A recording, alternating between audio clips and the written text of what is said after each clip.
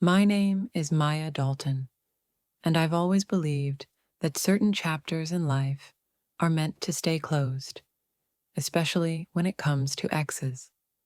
My breakup with Tyler Grayson was one of those stories I didn't talk about much.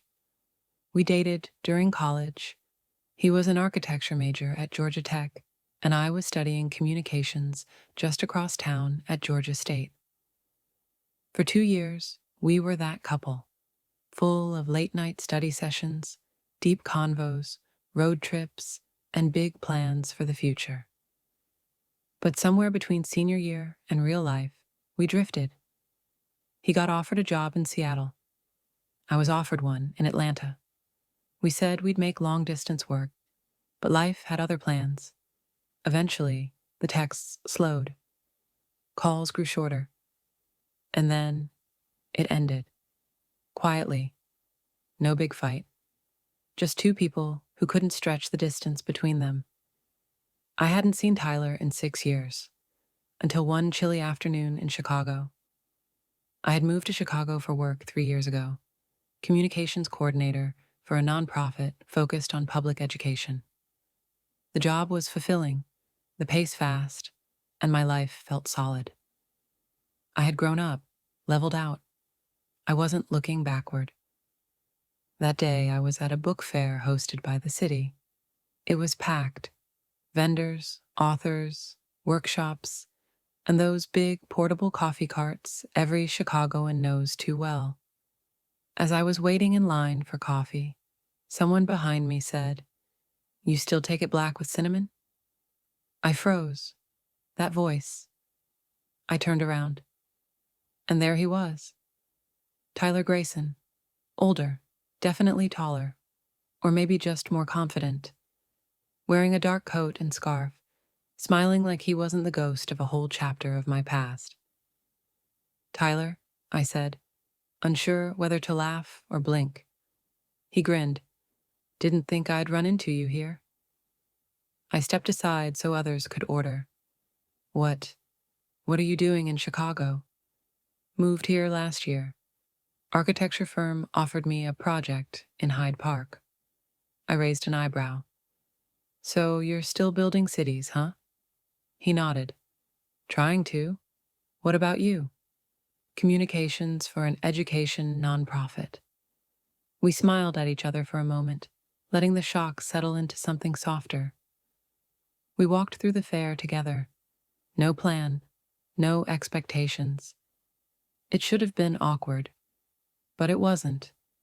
We talked like no time had passed, about how Seattle had changed him, how Chicago had changed me, about the people we used to be and the ones we were now.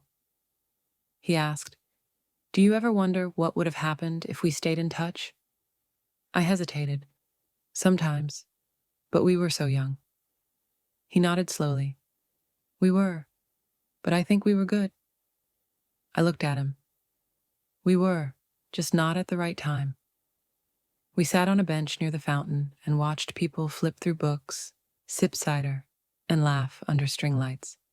Tyler turned to me. "Can I say something without it being weird?"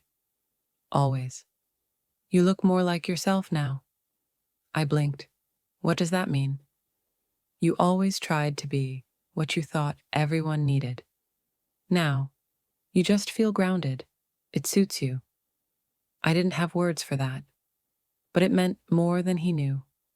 We exchanged numbers, not in a let's go back in time way, but as people who knew what they'd shared once mattered.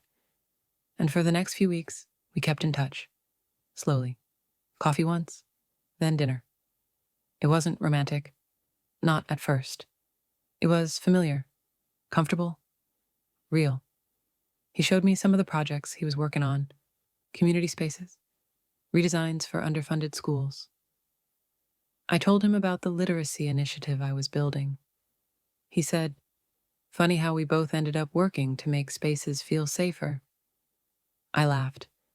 Guess we always were trying to build something. One snowy Saturday, we went ice skating in Millennium Park with friends. At one point, I tripped, and he caught me by the hand. That moment lasted longer than it should have, not because it was perfect, but because it felt right. Like two puzzle pieces that didn't fit 6 years ago finally clicked. Eventually, we talked about it, the what is this question. He said, I'm not trying to rewrite our past, but I think maybe our story wasn't finished. I replied, maybe it just needed an intermission. It's been nearly a year now. We're not the same people we were in college, and that's the best part. We're not recreating old memories. We're making new ones. He still sketches on napkins when he's thinking. I still drink coffee with cinnamon. And sometimes, when we walk through Chicago on quiet evenings, I think about how strange it is that the past can circle back. Not to haunt you, but to remind you of who you are now.